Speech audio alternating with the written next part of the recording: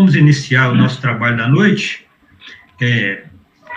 Vamos pedir a todos que estão participando para que eleve o pensamento até o mais alto, para criar um vínculo, né, uma sintonia mais precisa, para a gente conseguir absorver o que de melhor a lição, os ensinamentos da noite de hoje possa nos ofertar. E melhor ainda, né, que nós consigamos força, bom ânimo, disposição, para poder estar trabalhando com esses ensinamentos, essas orientações, e caminhando sempre no sentido correto, com a cabeça erguida, com a fé, né, inabalável, porque, digo sempre, se Deus é por nós, nada será contra nós. E essa crença, esse acreditar, nos coloca numa zona de conforto muito grande. Pena que poucos ainda acreditam piamente que Deus é por nós, e Ele é sempre por nós. Então nós vamos pedir a Conceição para fazer a prece, e com essa prece nós estaremos dando início aos trabalhos da noite de hoje. Conceição, a palavra é sua. Vamos elevar nossos pensamentos a Deus, nosso Pai, ao Mestre Jesus, nosso irmão maior, aos bons espíritos que sempre nos acompanham, principalmente aqueles que hoje, nesse dia, o dia 4 de maio, que se prontificaram a ser os nossos apoiadores nesse momento, que nos vão orientar, vão nos apoiar, vão nos amparar nesse momento desse estudo.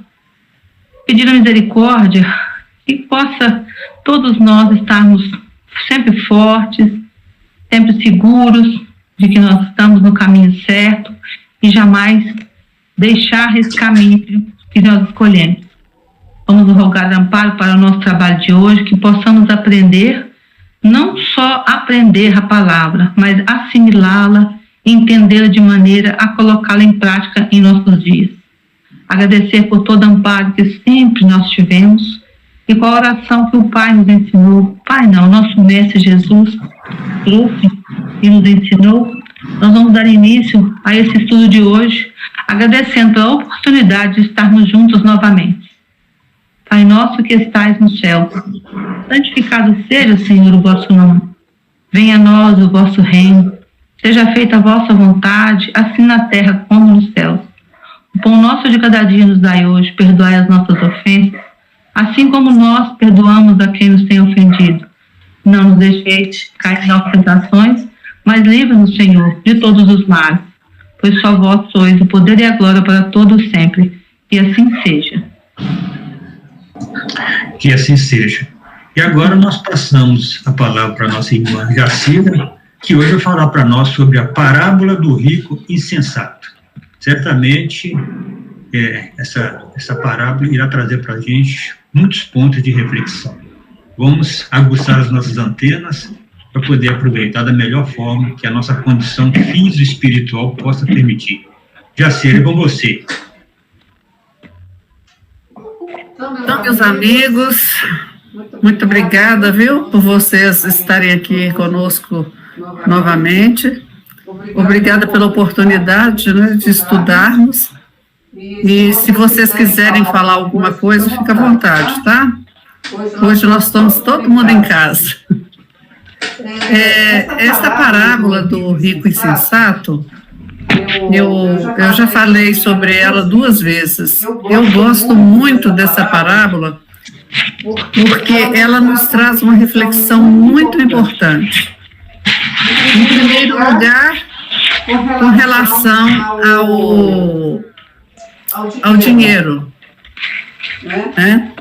O dinheiro, ele não é nem ruim e nem bom por si mesmo. Né? O dinheiro, ele é o que você faz dele, do uso que você faz dele. Então, vender tudo, mendigar, não é uma coisa que Deus quer para nós. Que nós saiamos e sejamos um estorvo, né, para as outras pessoas. Inclusive, Jesus sempre falava para os discípulos serem úteis, né?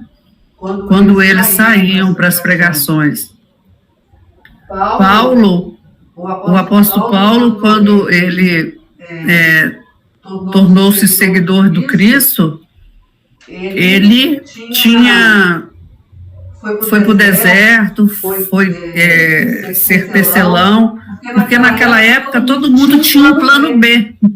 Todos os homens, né, eles tinham duas profissões, porque se uma não desse certo, eles teriam uma outra profissão. Então, o que a gente vai conversar aqui hoje é sobre o uso da riqueza. E a gente tem uma história muito interessante, escrita lá do livro Lázaro Redivivo, sobre o rico, sobre o mal rico. E vocês vão ver que nessa história, ele está contando daquele rico de Lázaro, mas dá a entender que ele encontra esse rico avarento dessa parábola. Então vamos lá. Nós vamos falar um pouquinho do capítulo 16, nós vamos falar sobre o capítulo 16 e um pouquinho, né, para finalizar, sobre o capítulo 17, não se pode servir a Deus e a Mamon. A gente vai conversar um pouquinho sobre preservar-se da avareza, a verdadeira propriedade e o emprego da riqueza. Esta parábola, ela começa no momento em que Jesus está reunido e tem uma turba lá conversando, e vem um rapaz conversar com Jesus e pedir para ele interferir e falar com o irmão para que ele divida a herança. Aí Jesus responde para ele: quem me designou para vos julgar ou para fazer as vossas partilhas? Esse é um momento muito importante, onde Jesus ele deixa bem claro o seu propósito na terra. Porque Jesus já na época tinha, né, o conhecimento de tudo, sabia quem que estava certo, quem que estava errado, só de olhar para a pessoa, mas a missão dele na terra não tinha nada a ver com material, era espiritual. Então ele não interferiu em nada que era material. Aí ele fala: tende cuidado com a avareza. E ele dá uma lição para a gente, nos informando que a vida do homem, ela não depende dos bens que ele possua. A vida do homem não depende, porque se dependesse, não teríamos pessoas paupérrimas que conseguem viver muito tempo, né? Pessoas riquíssimas que morrem muito cedo, né? Aí ele conta a parábola. E essa parábola ele conta que havia um rico cujas terras produzia extraordinariamente, e era uma terra muito produtiva, né? E ele pensava assim: que hei de fazer, pois já não tenho lugar onde possa guardar tudo que eu vou recolher. Então ele conseguia ter uma produção tão grande que ele já não tinha mais lugar de guardar tudo que ele colhia. Aí ele toma a decisão de demolir os celeiros e construir outros maiores, onde ele iria colocar toda a colheita. E dizer à alma: toma uma decisão. Eu direi à minha alma: tens de reserva muitos bens para longos anos. Então, essa frase aqui, a gente já pode fazer uma reflexão, porque muitas vezes a gente tem um pouquinho de dinheiro, tem uma condição, né, boa, e a gente já pensa que já pode descansar, né, por um longo tempo. Eu vou repousar, come, bebe e goza. Então eu vou aproveitar materialmente tudo isso que eu tenho. Aí vem Deus. Ele não entendia nada sobre a espiritualidade, pelo que ele está conversando e o que Jesus quis mostrar aqui. Mas Deus lhe disse: que insensato és. Esta noite mesmo tomar-te-ão a alma. Para que servirá o que acumulaste? Então, é um momento em que nós temos que refletir sobre os bens terrenos. Os bens terrenos, ele não tem problema nenhum. Agora, será que vale a pena a gente acumular tantos bens? Será que vale a pena a gente deixar de fazer tantas coisas para poder somente guardar? E essa lição, ela vem para a gente refletir justamente sobre isso. Quantas pessoas nós conhecemos que guardou a vida inteira, não viajou, não passeou com os filhos, né? Não recebeu visitas, era só acumular dinheiro. E qual que é a lição que nós podemos tirar disso? É o que acontece àquele que acumula tesouros para si e que não é rico diante de Deus. Porque como nós dissemos no início, o dinheiro por si só não é ruim, né? Até porque o dinheiro é que movimenta, né, toda a engrenagem aqui na Terra. Então, um empresário, ele recebe muito e ele merece receber, porque ele trabalha muito. A gente vai pegando por cada hierarquia na empresa, a pessoa fala que fulano é folgado. Não, mas a responsabilidade de um gerente, de um líder, que tem várias pessoas abaixo, né, para ele cuidar, a responsabilidade de um presidente de uma empresa, que tem tantas famílias, né, que estão sob a sua responsabilidade, o dono dessa empresa, o zelar por aquela empresa, porque as pessoas dependem daquele dinheiro para se sustentar. Então, quando a gente fala isso aí, não impede que a pessoa que tenha bens materiais, que ela também não consiga ser uma pessoa generosa e cuidar e ser rico diante de Deus. Eu cito de vez em quando um chefe que eu tive e que ele era diretor e a gente às vezes ia conversar, ele tinha umas orientações para a gente. Ele falava: Jacira, não tome nenhuma atitude que não vá deixar você dormir à noite. Então, quando você for resolver alguma coisa das pessoas que estão sob a sua tutela, né, os seus colaboradores, então sempre quando você tomar uma decisão, que essa decisão você fique tranquila.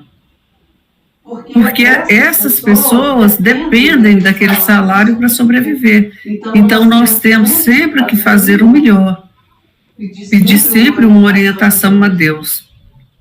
Então, não é porque a pessoa tem um cargo, recebe bem, tem uma boa condições financeiras, mas que ela não se preocupe também com esse lado espiritual, do querer bem as outras pessoas. E esse querer bem as outras pessoas, a Anete Guimarães, eu até tinha colocado, já postei lá no grupo, daquela pesquisa que foi feita nos Estados Unidos, era uma pesquisa que só iria ser divulgada após todos terem desencarnado. Mas, como teve um aumento muito grande de suicídio, eles pediram autorização para aqueles que ainda estavam vivos para poder divulgar. E a pesquisa, no final, todos que eles seguiram durante uns 80 anos, é que quanto mais você se preocupa, mas o preocupar no sentido de querer bem a outra pessoa, de querer que a outra pessoa esteja bem, quanto maior é esse número de pessoas, maior é a sua felicidade. Então, eles demoraram 80 anos para descobrir aquilo que Jesus já tinha nos falado, né? Amai-vos uns aos outros, né? Amai ao seu próximo como a vós mesmos, amai aos outros como eu vos amei. Porque o amor é o remédio, né, para todas as dores. A gente vai falar um pouquinho também sobre a verdadeira propriedade. O que é nosso? Nosso é só aquilo que nós podemos levar para o outro mundo. E o que a gente pode levar para o outro mundo? Nós podemos levar para o outro mundo somente as conquistas morais, as conquistas espirituais. Então, essa é a nossa verdadeira propriedade. É tudo que nós fizemos aqui, como que nós usufruímos de tudo que foi nos concedido por empréstimo, para que nós tivéssemos uma vida boa aqui na Terra. Então, essa é uma condição que nós temos que entender. Alguém quer falar? Quer falar, Paulo? Ô, Jacira, eu ia pedir uma parte pelo seguinte: a gente sabe que quando a pessoa, né, começa a se espiritualizar, olhar mais o lado espiritual, ela percebe que tudo aquilo que é direcionado a ela é para ela dar um bom sentido àquilo. Então, se ele nasceu num berço de ouro, se ele é um grande empresário, se ele nasceu na família muito rica, ele começa a perceber tudo isso que Deus está me concedendo é para que eu faça bens aos outros, que eu tenha a possibilidade de criar empregos, né, condições de favorecer outras pessoas. Aí sim, ele passa a utilizar aquela riqueza de uma forma bem direcionada. Ele sai daquela situação do egoísta, né? Que é só acumular, acumular, acumular. Ele olha, já está olhando mais o lado espiritual. Ele quer ser útil com aquilo que Deus confiou a ele, porque tudo é de Deus. E quando nós aceitamos isso, que tudo é de Deus, a gente começa a pensar assim, puxa vida, essa quantidade de coisa que se encontra em minhas mãos, eu tenho que dar um bom sentido para isso, porque não me pertence. Deus somente me confiou. Aí sai da avareza. Né? A pessoa não consegue ser avarenta se tem esse ponto de vista.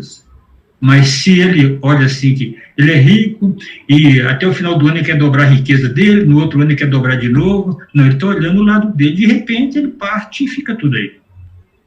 Né? Como a parábola do homem lá, né? Fez o celeiro, aumentou o celeiro, e naquela noite seria pedido dele a alma dele, quer dizer, ia ficar tudo para os herdeiros dele. É isso que eu estava matutando aqui. Inclusive, Paulo, tem não sei quem que já leu o livro Na Hora do Adeus, do Luiz Sérgio. Então, ele tem umas histórias assim, bem divertidas, que ele é um rapaz jovem, né, que morre muito novo, e ele conta alguns desencarnes. E ele conta a história de um desencarne de um homem muito avarento. Olha, sério, eu fiquei com medo a princípio, e ele ficou também, ele contando que ele ficou apavorado, porque era só para ele contar a história. E o homem não conseguia sair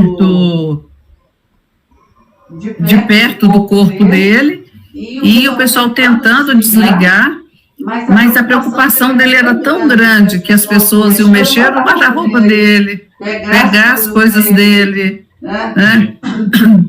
Aí eles estavam tentando escolher um traje para colocar nele. E ele gritava, esse é para eu usar quando eu for numa festa. Ele sabia que tinha morrido, né? Porque ele estava vendo lá, tudo preparando, mas olha, ele ainda não tinha associado isso. E ele só conseguiu desligar do espírito porque o Luiz Sérgio foi até chamado a atenção porque ele assustou o espírito, e o espírito afastou do caixão, senão ele ia ser enterrado junto com o caixão e ver o corpo dele decompor, de tanto que era avareza e ele preocupado com as coisas dele. Então, é uma situação que a gente tem que rever. Né? Esse apego que a gente tem de falar minha coisa, não toca, eu não empresto, é lógico que nós temos que zelar pelos bens que nós temos. A gente não pode sair destruindo as coisas, emprestar para alguém que não tem cuidado e tudo. Mas tem pessoas que são apegadas demais, né? Então não toca nisso, não toca naquilo, você não pode pegar, nada pode emprestar porque é meu, né? Nós temos que ter cuidado, né, com esse tipo de avareza, né? Nós temos que ter cuidado com esse tipo de relação nossa com os bens materiais. E lembrar sempre que a verdadeira propriedade é a espiritual. É a única coisa que nós vamos levar quando nós desencarnarmos. Tem vários mentores espirituais que nos alertam, né? Eles dizem o seguinte, não devemos nos apegar a nada, não devemos, porque tudo aquilo que nós estamos vivenciando tem um objetivo, né? É o nosso aprendizado, o nosso crescimento, a nossa iluminação, a nossa purificação. E quando você se apega a alguma coisa, você está pegando um tópicozinho que está ali para servir para você crescer, e você se apega àquilo. Então, quando você desencarna, quanto maior apego você tem, maior é o sofrimento para você partir para a verdadeira pátria. Porque você não quer partir. Está apegado àquilo. Então, todo apego, não só a bens materiais, mesmo se apegar a pessoas, né? Apegado ao marido, apegado ao filho, apegado ao emprego, tudo isso vai causar sofrimento porque você não vai querer se desligar daquilo. E aquilo apegado ao próprio corpo, né, Paulo? Ao próprio corpo, aquilo não te pertence, aquilo foi te cedido para você estar aqui. Né? Sua meta é outra, o objetivo é outro, mas você ainda não entendeu isso. Aí vem o sofrimento, que é sofrimento atroz, porque a coisa vai ficar, querendo ou não, você vai ter que abrir mão. E isso vai te doer, enquanto você não entender. É a mesma história do mancebo rico, né? Quando Jesus falou que ele vendesse todos os bens para segui-lo e ele não deu conta, porque ele tinha muitos bens e o apego era enorme, né? Isso mesmo. Né? Provavelmente, Jesus só fez um teste. Jesus nem ia querer porque Jesus sabia que ele ia morrer naquele dia, né? Então, será que ele está preparado para me seguir, pelo menos Jesus deu essa oportunidade para ele, né? Então, às vezes a gente tem uma oportunidade no nosso livre-arbítrio e a gente não utiliza corretamente, né? Uhum. Vai lá, continua a sua dissertação, né? Então, né, a gente já conversou o que realmente a gente possui. Nada, né, que é de uso do corpo. Nada que é material. Então, na partida, nós não vamos levar nossa roupa, né? Aí o meu irmão brinca, pelo amor de Deus, me Antigamente ele era muito desleixado, né? Mas agora ele é muito cuidadoso. Coloca o meu melhor terno. Vai me colocar roupa de... Vai me colocar... antigamente ele falava, né, roupa de propaganda de político, porque tinha, né, aquelas camisetas com os políticos, né, que agora não pode mais. Tudo vai ficar aqui. Eu acho que nós temos que nos preocupar, fazer aquele processo, né, de enterro, coisa normal, sem muito luxo. Para que eu vou gastar 15 mil num caixão? Né? Aliás, eu não vou gastar nada, né, Paulo? Quem vai gastar é quem ficar aqui. Aí é problema de quem quiser gastar, porque para mim é só o suficiente para eu não cair durante o enterro, entendeu? Agora o resto tá tudo tranquilo. Jaci, Oi. eu posso só colocar uma coisinha rápida? Claro. Me chamou muita atenção, eu estava assistindo televisão no início da Covid mesmo, quando começou a pandemia, quando começou a mostrar, porque eu vejo tudo, sabe? Eu não consigo ficar sem saber, né? Então, eu vejo todas as reportagens. As primeiras reportagens, quando mostrou as pessoas sendo enterradas, e outras pessoas também contou pra gente, enterradas não, assim que a pessoa falecer, né, com Covid, ela é toda embrulhada num plástico. Ela não pode nem escolher a roupa. A família, né, não pode nem escolher a roupa. Inclusive, eu tenho uma amiga que teve, né, na família dela alguém que faleceu, ela falou que o que mais doeu foi não poder fazer isso pela pessoa, porque a pessoa tinha pedido a vida inteira isso, queria que fosse enterrada assim, assim, o assado, né? E essa doença não permite nem que a pessoa seja vista e nem vestir uma roupa, porque na mesma hora é toda embrulhada no plástico, laca dentro de um caixão, quer dizer, o caixão nem faz sentido escolher um caixão caro, que a pessoa nem vê, né? E quando chega lá, o caixão já está lacrado para o sepultamento. Então, desde quando eu vi a primeira vez, isso me chamou muita atenção e eu me lembrava disso, né? E quantas pessoas pensam tanto nisso e essa doença, será que não vai ensinar, a pessoa não vai aprender alguma coisa em relação a isso? Exatamente, Conceição, porque nós apegamos tanto a forma, ao corpo, e é lógico que o luto é uma coisa importante, mas também essa mania nossa de ter muitos rituais, muitas coisas, muita gente chorando, inclusive, né, quanto mais pessoas no velório, mais o pessoal gosta. Às vezes as pessoas nem visitam, né? Quem está lá em vida, não visitou no hospital, não no caso do Covid, lógico. Mas nós temos que cuidar, eu acho que é importante esse momento, pelo menos para mim, eu não sei se vocês concordam, esse vírus, ele veio para nos tocar naquela forma de viver bem com as pessoas, na forma da gente procurar os amigos, da gente conviver mais com as pessoas, com a família, né? E ser mais gentis, generosos, enquanto nós estivermos a caminho. Eu estou lendo aquele livro do Deepak Chopra. Olha lá, o Rogério colocou aqui que nós não possuímos nem o corpo, né? Tudo fica aqui. O que só vai é a alma, né? É só o que a gente usa da alma, né? Porque até o corpo, ele vai se deteriorar. E depois os ossinhos, eles vão incinerar aqueles ossinhos. Então, nada, absolutamente nada. Então, é um ensinamento para a gente hoje, para nós aproveitarmos enquanto nós estivermos a caminho. Não foi isso que Jesus nos falou? Sim, para nós vivermos, né, bem, para a gente reconciliar se a gente tem alguma dificuldade com alguém, enquanto estivermos a caminho. Porque depois isso é só depois se a gente desencarnar também, ou ficar bem em oração para nos sonhos, né? Se a gente conseguir encontrar.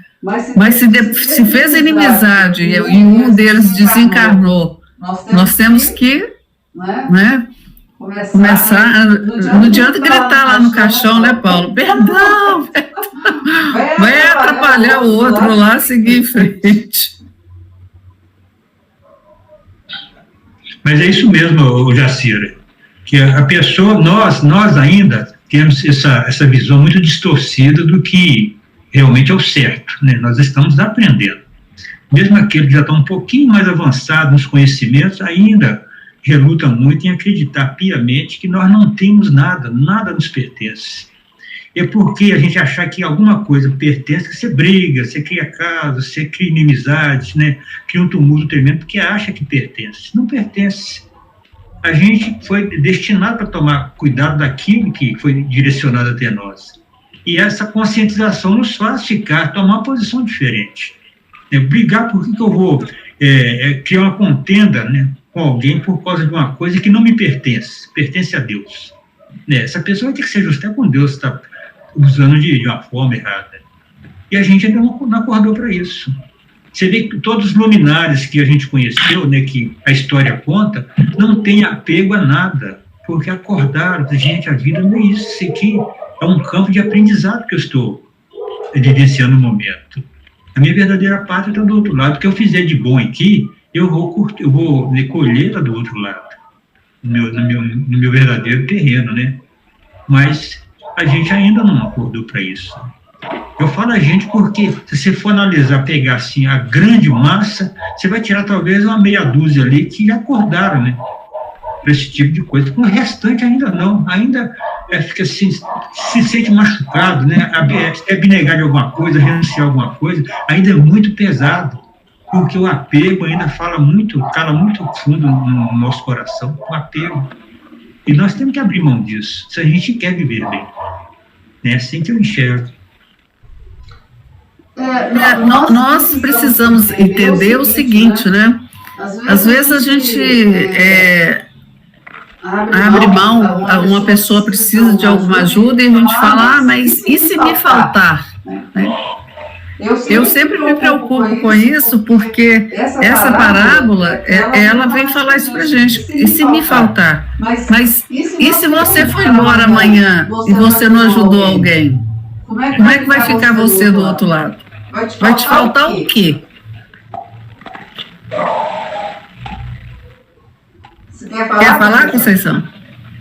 Sim, uma outra coisa que eu acho que a doença, né, a Covid, que a gente tem que, eu acho que é uma reflexão forte que a gente tem que fazer a respeito, é por causa da questão que a gente não sabe quem vai, né? É lógico que eles têm, a ciência já estudou, já tem umas ideias de quem são os mais atingidos e tudo. Mas como a gente já sabe, né, eu pelo menos, como eu te falei, eu procuro ver tudo, a gente viu pessoas extremamente fortes, sem nenhum problema de doença, completamente forte mesmo. Eu conheci pessoas já que de um momento para outro já estavam no hospital e por pouco tempo já foi embora. Então a gente não tem que pensar, né, eu não sou do grupo de risco, não tenho doença, não tenho mais de 60 anos. Eu acho que essa doença veio ensinar isso que ele fala. Hoje você pode partir. Amanhã, hoje que a gente fala, não é hoje mesmo, mas semana que vem você pode não estar aqui mais. Então, eu acho que essa doença veio reforçar essa parada de pensar isso. Não acumulemos, né? Não guardemos, porque a gente não sabe que dia que está de volta nosso bilhete de volta, né? Que dia foi marcado a nossa volta. Então, acho muito importante a gente fazer essa reflexão todos os dias, sabe? Lembrar o que eu posso fazer hoje para ajudar alguém, se alguém me procura. Eu acho que é o momento, eu não sei se amanhã, né? Semana que vem já posso estar com meu bilhete na mão e partindo. E outra coisa que eu me lembrei também na hora foi a questão que a gente é tão apegado que uma pessoa que eu conheci que faleceu de Covid, a esposa não sentiu tanto, lógico, sentiu a partida dele, mas o que doeu mais nela é que ela tinha guardado o terno para poder o marido, quando partisse, ele levar. Ela chorou muito quando ela pensou, nem a roupa dele eu vou poder mandar para o hospital. Então, isso mostra para a gente como a gente é apegado a coisas, né? Mais apegado a coisas, às vezes, do que o mais importante. É só isso que eu queria falar que eu lembrei, tá bom? Obrigada. O Rogério, né, ele colocou aqui que, dentre isso que a gente está falando, que viver o hoje, o agora, cada dia basta ser o mal. Né? Nós temos que nos conscientizar que todo dia é o presente. Né? O ontem é o ontem, o amanhã a gente não tem certeza de nada. E a Marta, ela está falando aqui sobre um assunto que eu adoro, que é o minimalismo. Que é uma forma de viver só com o que é estritamente necessário, as coisas ao nosso redor. Há um mal-estar em ter mais coisas do que necessitamos no nosso ambiente. E eu estou tão voltada para isso hoje em dia que eu fico olhando a minha sala e eu comecei a olhar aqui, ver se todo dia eu olho, será que eu posso tirar alguma coisa? Eu já estou nessa fase. Será que não tem muita coisa? Eu sempre gostei de tudo muito clean, muito arejado. E eu já estou olhando várias coisas assim que eu posso tirar, que eu quero ir tirando, porque eu acho que quanto mais você desapega por si, vai facilitando a sua vida. E eu estava falando sobre o livro do Deepak Chopra, e ele falando sobre essa convivência, né? É a primeira lei, eu não estou com o livro aqui, eu esqueci. Mas a primeira lei, que ele fala, são 7 leis espirituais para a felicidade, para o sucesso, né? Aí ele falando que sempre quando você vai à casa de alguém, quando você encontra com alguém, sempre que você for visitar alguém, você sempre dá um presente. Aí ele fala assim, mas alguém pode me perguntar assim, eu não tenho dinheiro. Aí ele fala, quem disse que presente precisa de dinheiro? Você chega na casa de uma pessoa, você leva uma oração, você leva uma flor, né? Você leva um abraço. Um presente é algo diferenciado que você faz quando você chega na casa de uma pessoa. E eu lembrei do meu tio, e até o filho dele está aqui hoje, e o Fábio está até com ele. Nem está participando aqui hoje, vai assistir depois. Meu tio, ele não entrava na casa de ninguém, ele era muito católico, sem fazer uma oração, sem falar a paz está na sua casa, e não saía da casa da gente sem fazer uma oração. Então, eu fiquei lembrando que o Deepak Chopra, ele fala desse carinho que a gente tem nas visitas. E a forma com que a gente vai mudando, vai sendo feliz, vai modificando, quando nós vamos modificando a nossa forma de ser. E outra coisa que ele fala é sobre a lei de doação. Quanto mais você doa, mais você recebe. Aí no momento que você distribui amor, você recebe amor. Aí você vai fazendo uma transformação, né? Vai fazendo uma reciclagem dentro de você, dos seus sentimentos. Então, achei muito interessante, ele fala umas palavras muito simples, de fácil assimilação, coisas que ele ensinou, ele fala que ensinou os filhos dele, de acumular, né, coisas que a gente não precisa. A gente tentar ter os momentos de silêncio, silenciar a mente. Outro dia até o Paulo tinha falado sobre isso, que eu falei que eu não consigo meditar, mas eu estou treinando. Silenciar a mente, tentar silenciar os pensamentos, né? Então, nós precisamos viver o dia, né? Como diz o Rogério ali, a cada dia basta ser o mal. E eu me preocupar com o que pertence à minha alma. Porque o que pertence à minha alma eu vou levar. E cada coisinha que eu fizer aqui, eu vou estar construindo a minha casa mental do outro lado, não é assim, Paulo? A nossa construção nossa, onde nós vamos ficar do outro lado, ela é construída de acordo com as nossas atitudes aqui. Você vê que quando Jesus falou assim, né, não procurai o reino de Deus nem aqui, nem ali, nem acolá, né, o reino de Deus está dentro de vós. Então, está de acordo com a nossa consciência. Se eu estiver bem de consciência, né, cumpri o meu dever, fiz o melhor que pude, né, cresci o tanto que deu para crescer, você vai estar bem, você vai estar tranquila. Isso é estar no reino de Deus. Agora, se você trocou as bolas, né, no lugar de trabalhar o seu moral, trabalhar, né, o seu desenvolvimento espiritual, você desviou essa atenção para os bens materiais que não te pertencem, aí você fica do outro lado, você fica em sufoco, num desespero tremendo, você não vai estar no reino de Deus. E você perdeu o reino de Deus com isso. Porque o reino de Deus não tem um lugar físico determinado, não. O reino de Deus está em nós. Está de acordo com a tranquilidade que nós conseguimos obter fazendo aquilo que nós iríamos fazer. Se trocamos, né, pegamos caminhos tortuosos, é claro que amanhã depois nós vamos sofrer as consequências. Exatamente. Né? Posso fazer uma parte? Pode. Quando Jesus, a gente vai lembrar Jesus falando para nos reconciliarmos com nossos inimigos enquanto estamos a caminho. E aí a gente pensa logo naquele desafeto, alguém com quem a gente brigou, desentendeu e tudo.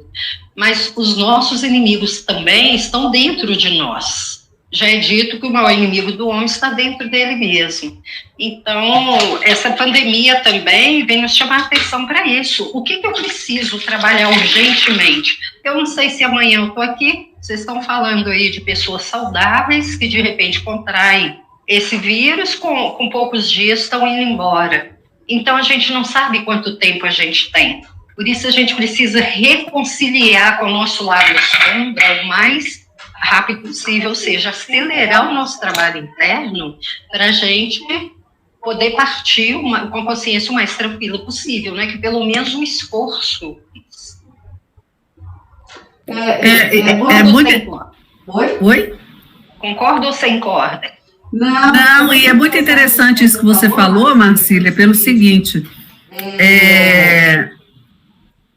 eu sempre falo que eu custei para entender uma passagem que fala de humilhar o espírito. Eu não entendi o que Jesus queria falar com aquilo, Quando eu entendi, né, que humilhar o espírito é reconhecer o seu lado sombra, porque não tem nada mais que nos humilha, que nos faz sofrer, é quando a gente identifica as nossas fraquezas, nossas dificuldades. Que primeiro a gente identifica e fica horrorizado com aquilo que a gente é capaz de fazer ainda.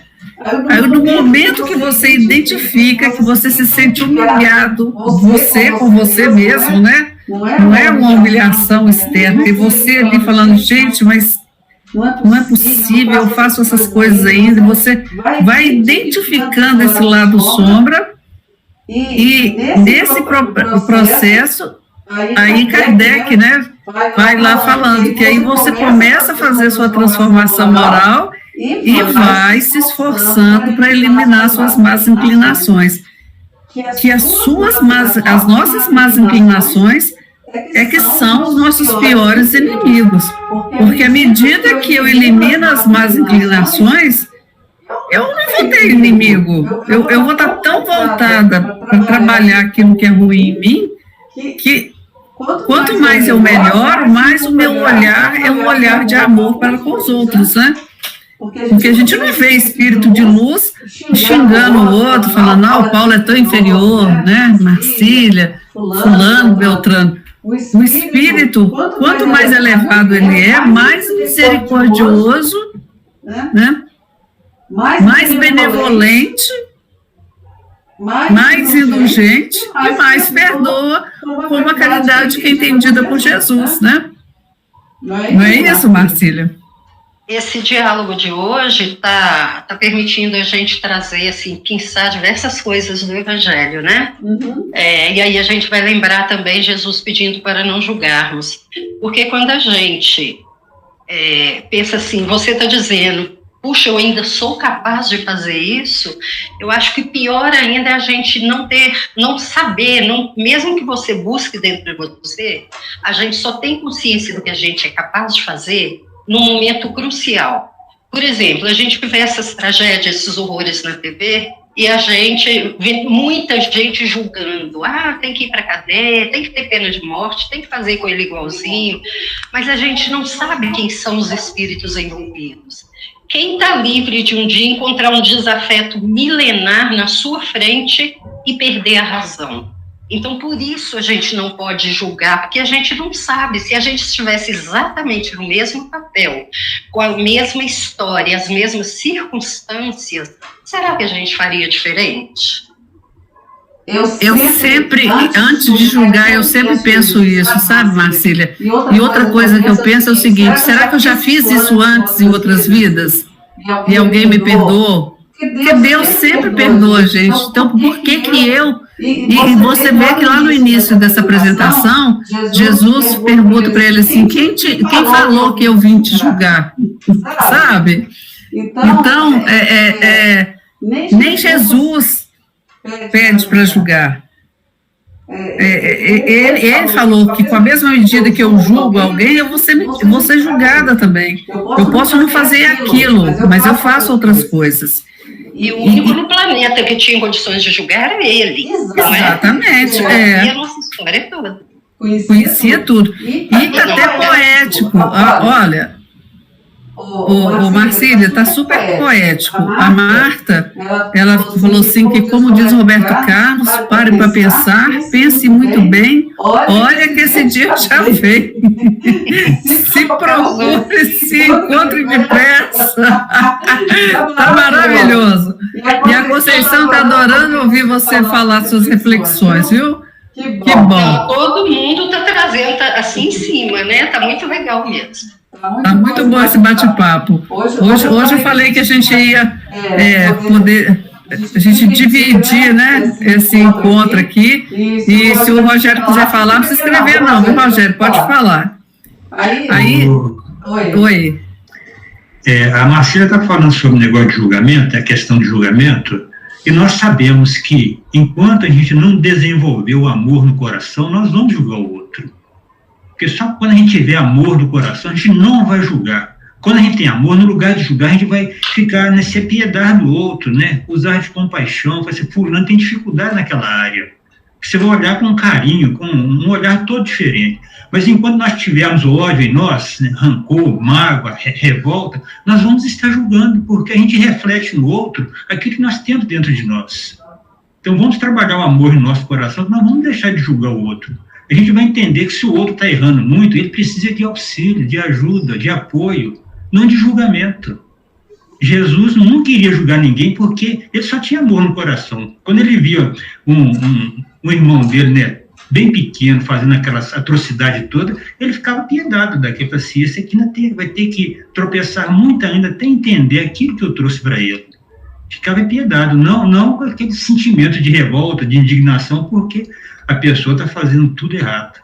E nós ainda, né, às vezes, a situação nem é nossa. Você só está presenciando alguém fazendo algum ato que te causa uma revolta, uma indignação, que você pensa assim, por que não aparece um policial aqui para dar umas porretadas na orelha desse cara? Quer dizer, olha, o sentimento que nós criamos em nós com relação àquele que, se ele está em erro, porque ele precisa de ajuda. Mas a falta de amor em nós não permite que nós consigamos enxergar desta forma. Aí a gente julga.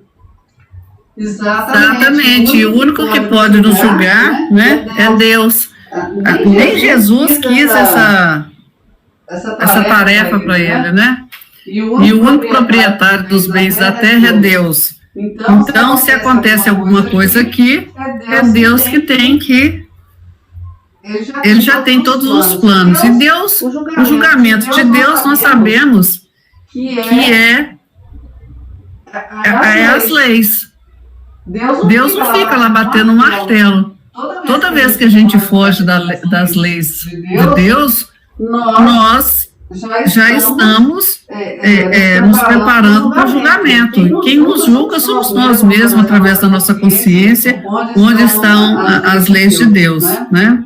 O homem é apenas usufrutuário dos bens, né? Ele administra por concessão temporária, porque todos nós temos um tempo na Terra. Todos nós temos um tempo, exceto aquelas pessoas, né, que tiram a própria vida, né?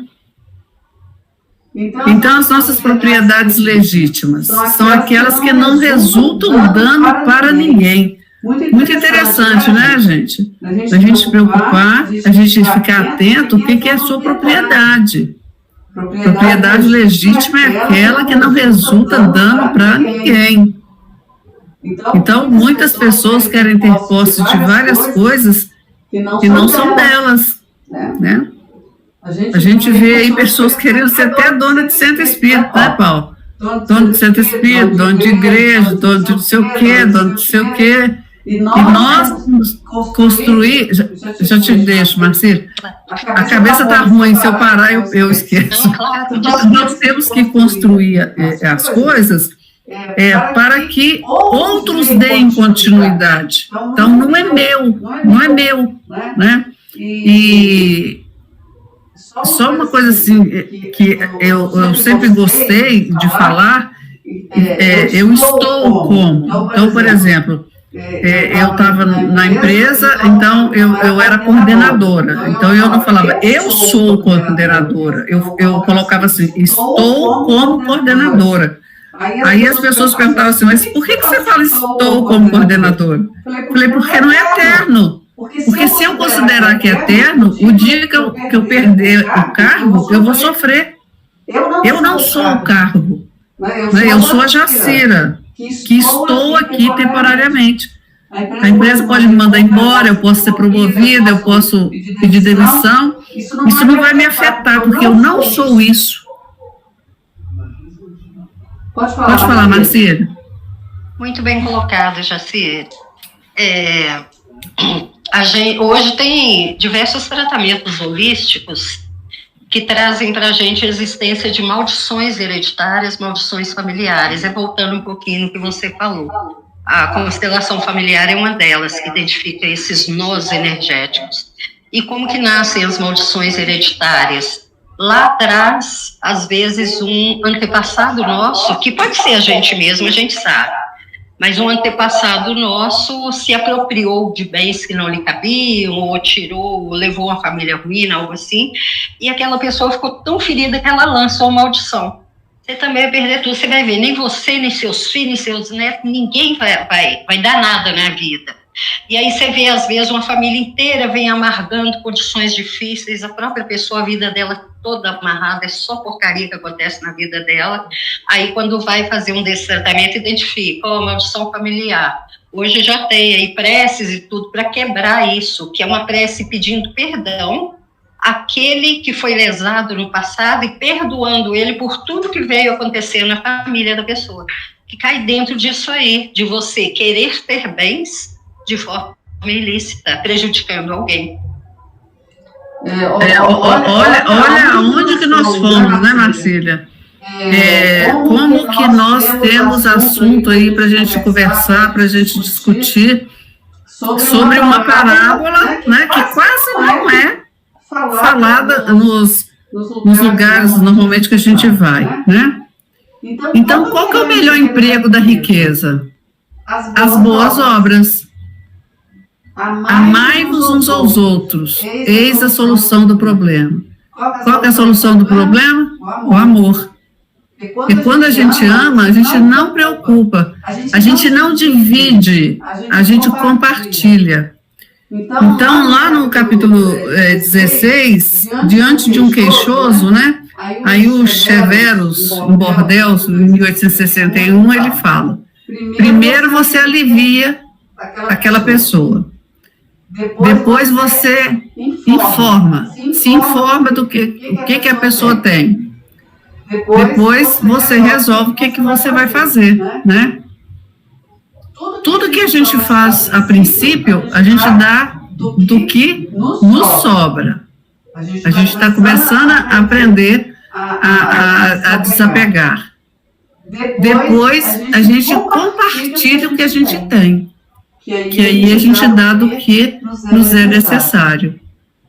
Mas até para você, o uso do dinheiro, dos bens, você tem que ter sabedoria, né? Para você dar. E aqui ele fala, qual é mais eficaz? A esmola, o trabalho, conselhos, afeto. Então, o Fênelon, aí ele fala, dá esmola quando for preciso. Quando for possível, convertei-a em salário. E aqui tem um caso interessante, né, que eu já contei várias vezes, que uma professora, amiga da minha mãe, ela estava no ponto do ônibus e uma mulher veio pedir esmola. E ela virou para a mulher e falou assim, olha, filha, eu sou professora, eu não tenho muita condição financeira, mas eu preciso de alguém para poder passar minhas roupas. Se você quiser, eu te pago corretamente. Você pode levar sua filha, ela toma banho, come lá em casa, e eu vou te pagar um salário. Aí a mendiga tratou ela super mal, falou assim, olha, eu estou te pedindo esmola, estou te pedindo dinheiro, não estou te pedindo trabalho. Então, quando ele fala aqui, dá esmola quando for preciso. Então, tem pessoas que ainda precisam de esmola, que ela nem está querendo trabalho, né? Mas se for aquela pessoa, porque tem muita gente que chega até nós e fala, olha, você tem um lote para eu capinar, você tem qualquer coisa para fazer, a gente vê isso no trabalho, lá no Gevan, às vezes as meninas lá pedindo para fazer faxina. Então, a gente percebe a diferença disso. E a gente tem que fazer de acordo com o nível evolutivo da pessoa e sem julgamento também, né? E esse converter em trabalho é para que aquele que recebe não se envergonhe dela, porque vai ter aquele que vai estar triste em ter pedido esmola. Então, se a gente puder trocar em trabalho, vai ser bom. Mas vai ter aquele caso que é só uma esmola mesmo, né? Aí aqui, falando sobre o mau uso dos bens terrenos, consiste em aplicá-los exclusivamente na nossa satisfação pessoal. Então, é tudo para mim. Então, quando Jesus conta aquela parábola do rico insensato, é aquele que está amontoando coisas, né? E Fênelon ainda fala para a gente do bom uso dos bens terrenos, que é todas as vezes que deles resulta um bem qualquer para alguém. Então, todas as vezes que eu faço alguma coisa que resulta um bem para alguém. Então, aí eu estou usando bem os bens terrenos. Uma reflexão para a gente, o que Deus espera de mim? Aí nós vamos lá no capítulo 17. Deus espera que nós sejamos perfeitos. Jesus falou, sedes perfeito como o Pai é perfeito, mas nós sabemos que essa perfeição, né, ela é relativa, porque nós nunca vamos ser perfeitos igual a Deus. O verdadeiro homem de bem, né, para ser perfeito, nós temos que entrar nesse item, que o verdadeiro homem de bem é o que cumpre a lei de justiça, de amor e de caridade na sua maior pureza. Ele se interroga a consciência sobre os seus próprios atos, a si mesmo, perguntará se violou essa lei, se não praticou mal, se fez todo o bem que podia, se desprezou voluntariamente alguma ocasião de ser útil, que essa questão aqui, se desprezou voluntariamente alguma ocasião de ser útil, me toca todos os dias. Se ninguém tem qualquer queixa dele, enfim, se fez ao outro tudo o que desejara que ele fizesse. Deposita fé em Deus, na sua bondade, na sua justiça e na sua sabedoria. Sabe que sem a sua permissão nada acontece e se lhe submete à vontade em todas as coisas. Tem fé no futuro, razão porque coloca os bens espirituais acima dos bens temporais. Aí, principalmente, esse parágrafo aqui, né, falando, tem muito a ver, né, com essa parábola nossa, que ele tem fé no futuro, e esse futuro ele coloca, por isso que ele coloca os bens espirituais acima dos bens temporais. Sabe que todas as vicissitudes da vida, todas as dores, todas as decepções são provas ou expiações e as aceita sem murmurar.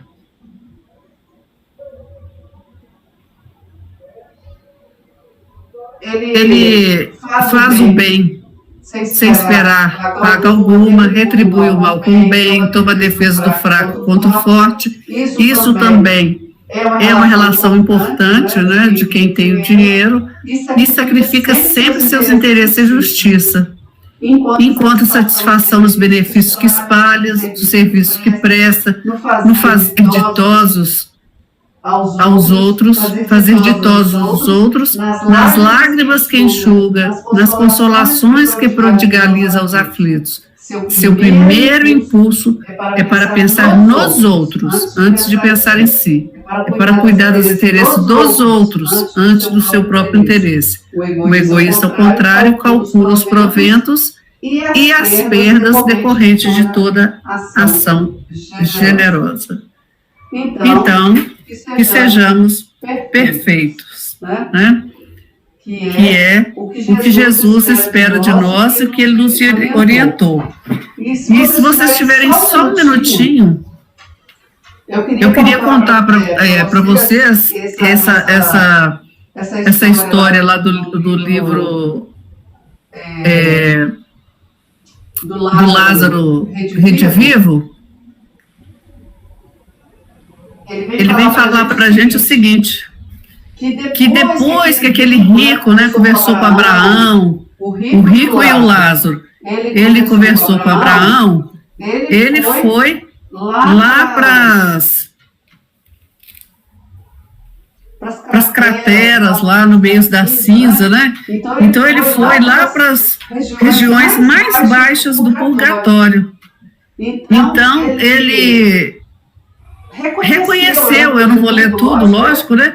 Então ele reconheceu que ele fez errado mesmo, mas ele estava triste porque Abraão não deixou ele voltar lá para falar com a família dele, para mudar pelo que ele estava passando, né? Que ele queria ajudar.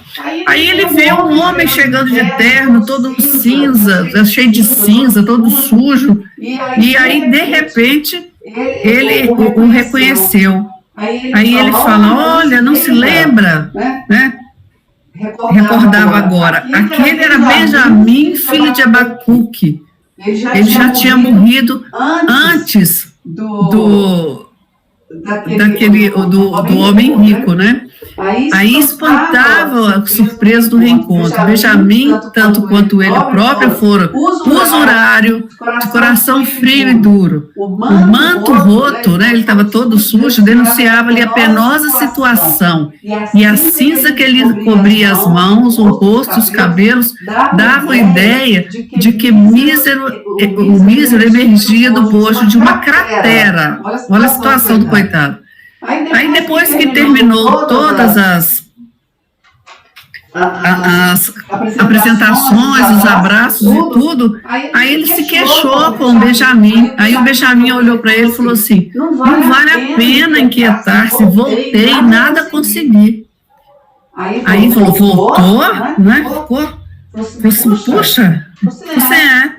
E você chegou a visitar sua casa, sua mulher, seus filhos, seus servos, suas propriedades, suas terras, seus jumentos, seus camelos, seus bois. Ou seja, ele ainda estava com a posse toda ainda, né?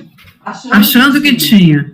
Ele falou, sim, visitou o templo? Visitei. Tornou a cruzar nossos campos? Tornei. E o rico chegou a ouvir das aflições do momento e, contemplando o interlocutor admirado, prosseguiu. E os familiares reconheceram-no? Aí o rico, a outro, até chorou, né? Ficou até com os olhos cheios de lágrimas. Visitei, detive nas propriedades que julguei me pertencessem. Rendi homenagem aos tesouros de nossa raça, mas ninguém me reconheceu. Depois de muito tempo, houve uma desarmonia. Rúben amputou o braço de Eleazar numa cena de sangue, e seus filhos dele. Esaú amaldiçoou os irmãos e entregou-se ao vinho, porque não tinha, pela ausência do trabalho. E Simeão enlouqueceu no vício. Minha esposa, não obstante a idade, olha só, né? Chamou a mulher de velha. Apaixonou-se por um rico mercador de tapetes que se assenhorou do nosso dinheiro e das propriedades domésticas que me eram mais caras, e foi passear com ela lá para Eades. Minhas terras de Gaza foram vendidas a qualquer preço e libertos os romanos. Meus camelos foram entregues a troco de reduzidas moedas. E foi falando aqui de todos os bens dele que foram tudo vendidos, né? A mulher dele acabou com um monte de coisa que está dando muito trabalho. Mostrou o rico uma careta de angústia e perguntou, mas a mulher e os filhos não reconheceram? Visitei-os à noite para conversarmos a sós. No entanto, expulsaram-me em desespero, insistindo para que eu descesse para sempre aos infernos. Em vão procurei fazer insinuar-me entre eles. Não acreditaram na minha presença e fizeram-se surdos às minhas palavras. Desencantado, o rico perguntou, não fez reclamação? Não pediu socorro ao pai Abraão? Pediam para os mensageiros de Jeová. Entretanto, em nome dele, nosso eterno Senhor esclareceu que eu não fui uma boa pessoa, né? Vou resumir aqui. Que eu fiz muita coisa errada, apegaram-me simplesmente à usura, ao egoísmo, à admiração e culto a mim mesmo, dilatando a vaidade de minha dominação indébita, e concluiu com tristeza. Por isso mereci a ironia da sorte e a incompreensão dos meus.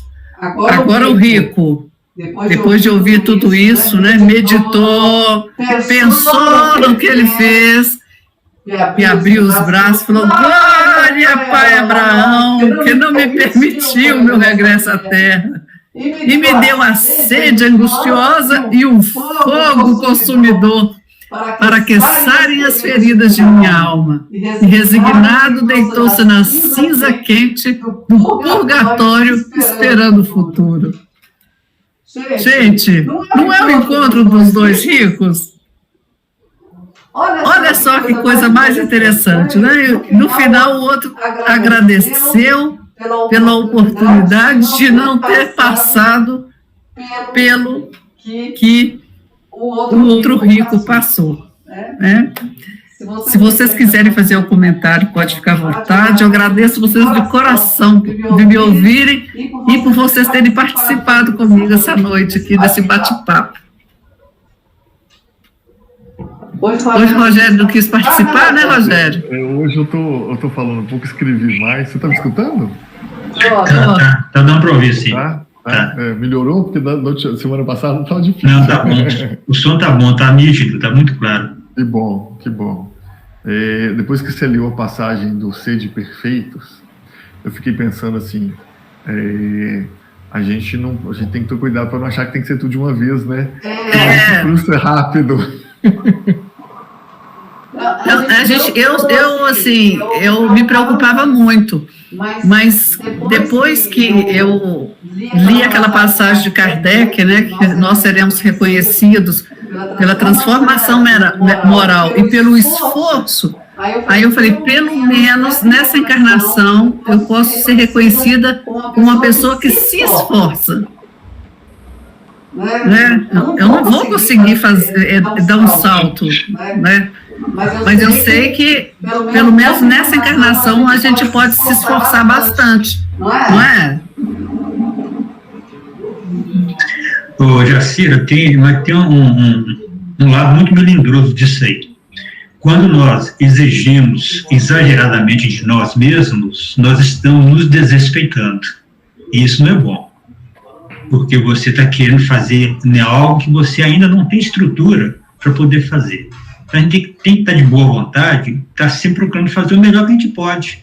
Mas nunca assim, não, podia ter feito mais, eu podia ter feito mais. Não. Você fez, você deu o melhor de si, deu. Então, é isso. Pouco a pouco nós vamos caminhando. Porque nós temos que ter muito cuidado com a gente também, porque se a gente ficar mal, a gente acaba não ajudando ninguém, nem beneficiando coisa alguma. Temos que estar bem. E para estar bem, nós temos que nos respeitar. Respeitar os nossos limites. Isso faz parte também do bom caminhar. Respeitando os próprios limites. Não, é verdade. Alguém mais para falar alguma coisa? Concordo plenamente. A história do indivíduo que está no avião e na pane, desce a máscara de oxigênio, né? E você não colocar a sua primeiro, você não consegue ajudar mais ninguém. É isso mesmo, né? Tomar cuidado.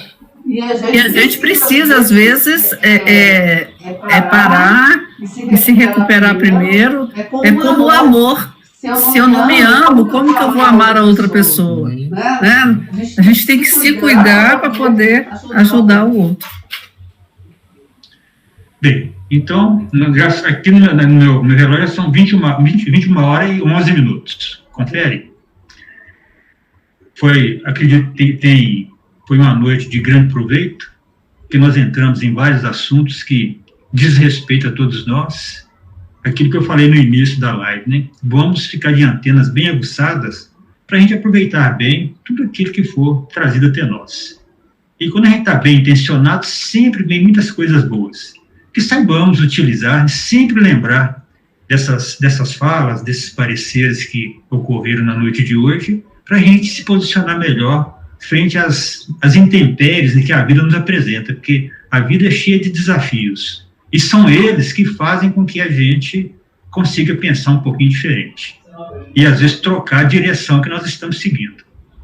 Então, vamos dar devido apreço a tudo isso e fazer valer todo esse esforço, né, que os espíritos amigos têm feito em prol de nós outros. E nós vamos pedir, né, o senhor Itamar, que está muito caladinho ali, para fazer a prece para nós. E com essa prece nós pedimos licença para encerrar nesse trabalho. Eu estou paradinho, mas estou muito atencioso aqui, tá?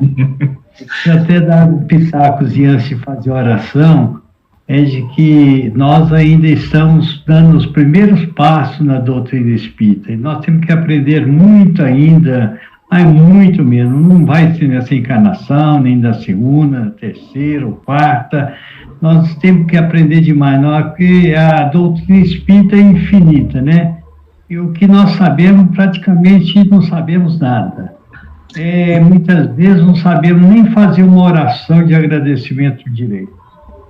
Nós temos que realmente refletir muito, pensar muito no que possamos fazer, saber amar e respeitar ao nosso semelhante, coisa que não sabemos ainda respeitar.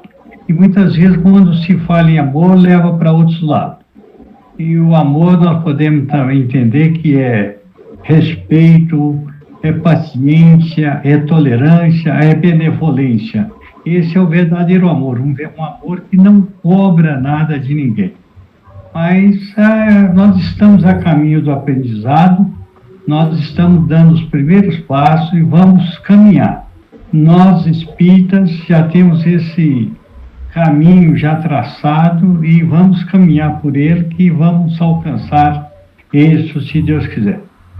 Eu vou, então, e agradeço por estar participando dessa maravilhosa reunião, embora distante materialmente, mas pertinho, bem pertinho espiritualmente. A todos. Vamos, então, fazer a oração, né?